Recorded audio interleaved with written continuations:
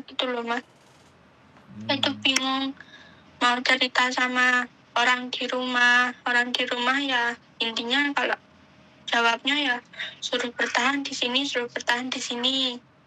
intinya cuma gitu. Tapi sayangnya itu loh yang jalani kok masih ya berat iya, gak bisa fokus kerja iya, apalah kadang itu ya Allah. Keluarkan keluarkan, kalau mau nangis keluarkan, kalau mau ekspresi apapun keluarkan, karena cuman denger suara, kita nggak ngeliatin muka. Keluarin semuanya. Iya.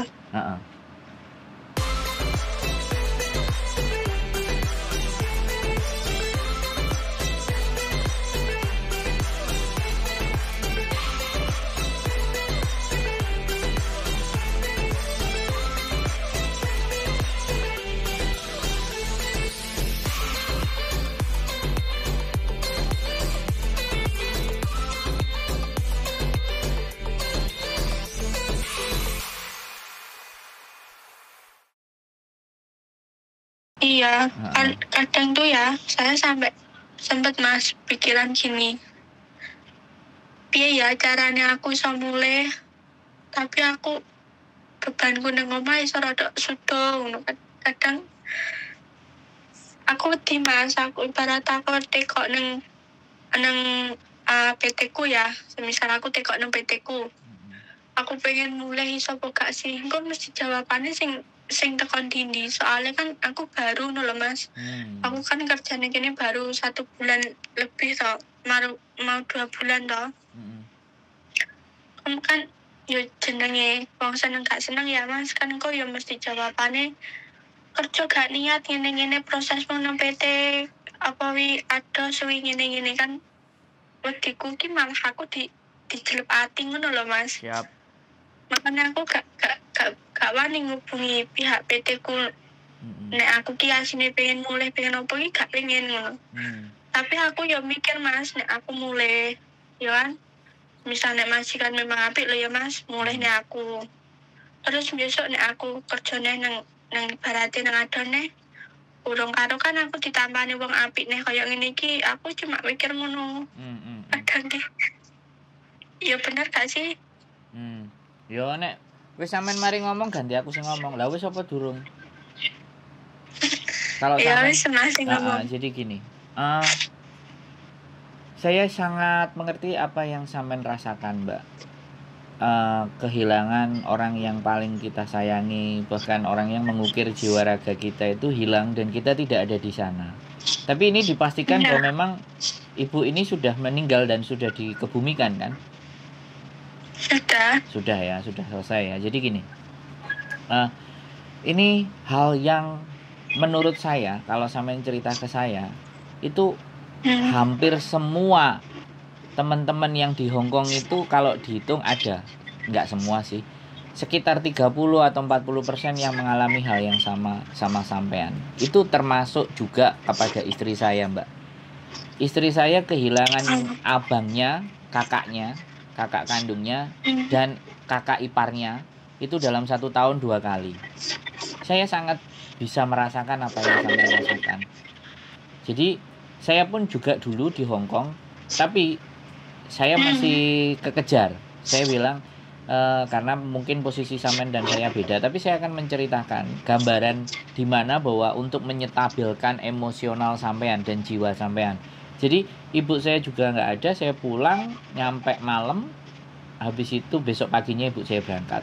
Saya masih sempat berbicara ngobrol dalam posisi ibu saya koma.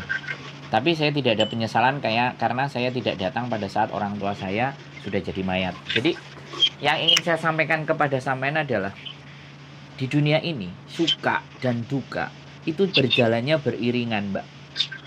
Bukan sukanya di depan terus dukanya di belakang, atau dukanya di belakang sukanya di depan. Itu nggak begitu.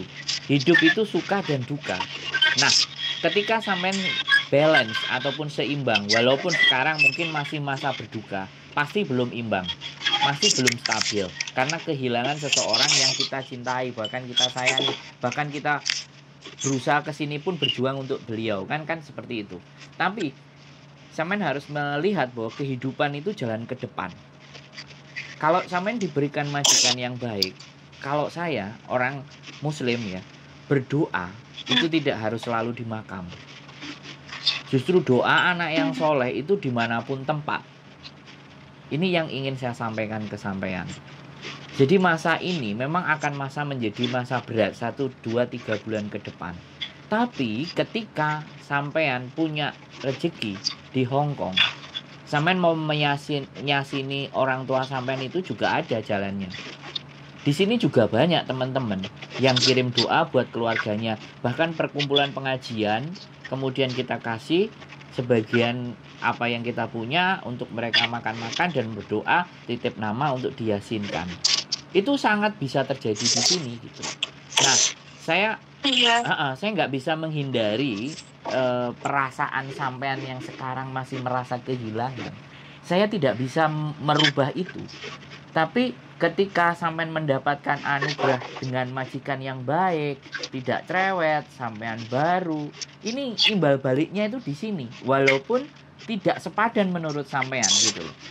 Karena kita kehilangan ibu. Di dunia ini yang paling berat adalah kita itu kehilangan. Padahal sebenarnya kalau kita sadari dalam kehidupan kita itu bukan memiliki hak, termasuk orang tua, nyawa orang tua, pacar, harta benda, semuanya itu akan bisa hilang sekejap mata, bener nggak saya bilang? Menurut logika sampean. Nah, jadi jadi semakin sampean, ya memang gak bisa kita bilang, memang masa berduka di 2-3 bulan ke depan sampean akan masih terus dibayangi kayak rasa bersalah yang besar. Tapi sekali lagi, dengan sampean diberikan kesempatan majikan yang baik, gunakanlah ibadah, gunakanlah yasin, gunakanlah segala sesuatu untuk mengirim ke orang tua kita. Bukankah dalam ajaran kita sudah diajarkan? Menurut saya ya, saya muslim. Jadi berdoa itu kan tidak harus kita ke makam, tidak harus dengan jasadnya, tapi dengan menyebut nama. Itu kan sudah bisa diterima karena anak yang soleh. Doa anaknya itu diterima sebenarnya. Dan yang dibutuhkan ibu kita sekarang bukan keberadaan sampean yang ada di sana, tapi doa sampean yang selalu mengiringi kepergiannya dia. Saya sangat benar.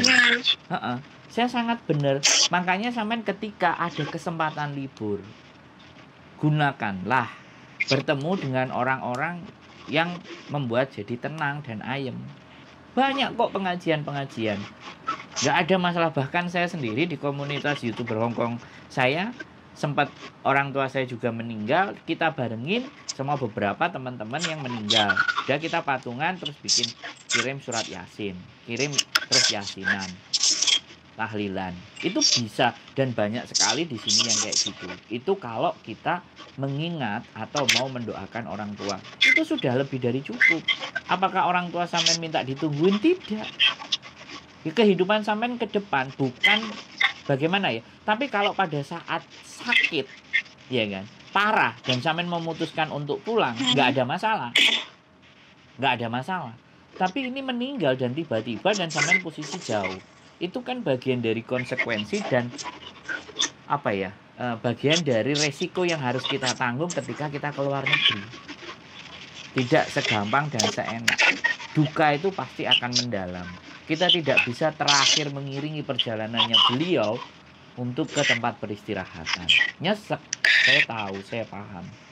Tapi pelan-pelan dikuatkan hatinya. Terus gimana? Ya, terus ini kan, saya jujur ya mas. Saya harus kadung ngomong sama majikan, aku gak pengen pulang.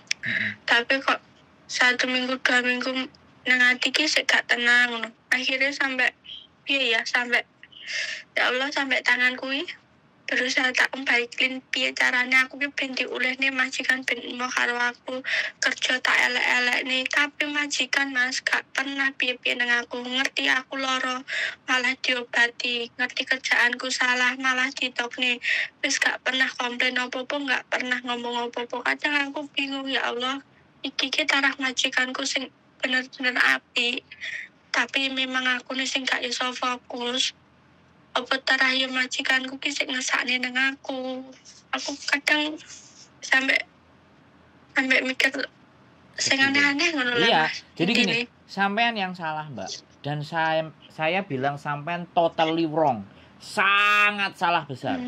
Ketika sampean menyakiti diri sampean sendiri, melukai diri sampean sendiri, itu sampean salah dalam alasan apapun ya, Mbak. Dalam alasan apapun, walaupun orang tua sampean meninggal. Bagi saya, menyakiti diri sendiri itu sesuatu alasan yang sangat tidak logis dan tidak masuk akal. Stop, sampean berhenti melakukan hal itu. Sekarang pelan-pelan disuit. Aku cowok, Mbak. Aku nggak bisa kebawa perasaan. Dan saya memang tidak menginginkan ketika orang curhat dengan saya terpengaruh dengan perasaan dia. Yang harus justru lebih kuat, saya harus mempengaruhi sampean untuk terus move on, berangkat ke depan, untuk melihat masa depan, untuk melihat sesuatu yang di depan. Saya ngomong kenceng bukan ngomong sesuatu yang marah ya, Mbak. Tapi saya melihat seseorang yang menyakiti dirinya sendiri itu orang-orang, mohon maaf sekali lagi saya mohon maaf, itu orang-orang yang goblok, Mbak. Jadi please, tolong sampean berhenti melakukan hal-hal yang tidak masuk akal. Sampean dikasih kehidupan karo Gusti Allah, Mbak. Sampean dikasih kesempatan, walaupun orang yang sampean sayangi itu orang yang terbaik, sampean sudah ditinggalkan. Tapi tidak dengan cara begitu, Mbak. Come on, gitu loh. Jadi sekali lagi ya, saya garis bawahi ke sampean. Saya tidak akan terbawa ke perasaannya sampean. Masa depan sampean masih panjang. Orang tua hanya butuh didoakan. Orang tua hanya harus dikirimin doa. Dan selalu kita ingat dalam doa. Jadi oke, nggak apa-apa, sampean nangis keluarkan. Karena memang kesedihan itu nggak bisa kita tolak, ya kan? Itu orang tua kita, ibu saya juga nggak bisa membayangkan. Kalau saya kadang-kadang masih mengingat ibu saya, itu kadang-kadang juga air mata netes walaupun saya cowok. Tapi terus terang kalau saya air mata hanya keluar hanya pada satu orang, ibu saya saja. Yang lain-lain tidak bisa. Ya mungkin sebentar karena rasa simpati aja. Tapi kembali lagi ya, tolong jangan lakukan itu, Mbak. Banyak orang di luar sana berharap dapat majikan baik. Berharap bahwa kehidupannya jauh lebih baik. Coba kalau sampean lihat foto profil sampean coba mengaca. Gusti Allah itu sudah ngasih sampean penghiburan. Gusti Allah sudah memberikan sampean sukanya. Dukanya ya juga sampean harus, kan sampean mengalami duka. Sama dia diturunkanlah majikan. Ya kan, digantikannya dengan diketemukan majikan yang luar biasa. Jadi sekarang stop melakukan hal seperti itu, lakukan hal yang baik, bahkan hal versi terbaik yang sampean punya. Iya, Mas. Jadi sekali lagi ya, Mbak, aku dan Miss Yuni menerima curhatan sing sampai nangis mau bunuh diri, utangnya banyak, mati aja aku. Come on guys, please. Sayangi kehidupan sampean, Mbak. Sorry aku ngomong keras, tapi saya tidak ingin sampean hancur. Tangannya hancur, tangannya rusak, badannya rusak. Karena sekali lagi sakit itu tidak hanya faktor fisik, tapi faktor psikis yang begitu tidak bisa diletakkan dengan baik dan benar di tempatnya. Itu juga sangat mempengaruhi kesehatan fisik sampean. Tolong jangan lakukan hal-hal yang menyiksa. Banyak istighfar. Ibu sampean itu di sana melihat sampean bangga, melihat sampean bahagia. Ini bagian dari penghiburan. Punya majikan, punya orang-orang kayak kita yang mau mendengarkan. Ya, saya dapat apa sih, Mbak? Dari apa yang sampean dengarkan? Yang pertama, dapat pengalaman. Yang kedua, saya nggak menjadi orang pintar, tapi ketika saya mendengarkan orang yang sedang susah, kira-kira aku diwehi ora karo Gusti Allah bagian ambek jatah, kan diwehi to, Mbak. Gak usah sampean sing ngewehi, Mbak, sampean ngewehi aku paling ya 50 ambek 100 kan sithik to, Mbak, bener nggak? Iya. Jadi aku kemarin ada anak yang mau bunuh diri, ngobrol sama saya hampir 47 jam. 47 menit. Hampir 50 menit. Kalau tak totali sama video yang keduanya hampir 1 jam lebih 20 detik. Dari dia nangis bisa sampai ketawa. Itu hati saya sudah bahagia. Tapi aku sik gurung golek celah. Tapi aku ndelok fotone sampean melet iki asline ya kudu guyu gitu loh. Foto profilnya loh. Ya tak Mas. Nah, wis mulai rada senyum sithik kan. Harus tak geser untuk jadi ketawa iki. Sampean iki wis duwe anak apa gurung? Sampean wis duwe anak gurung? Anak majikan.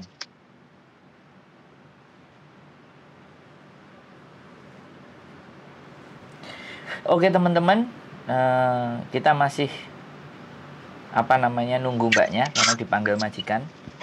Jadi teman ngobrol, ibunya barusan. Ya, oke. Boleh lanjut. Piye? Maaf ya. Enggak apa-apa. Majikan. Ya, majikan itu nomor 1 harus dilayani dulu.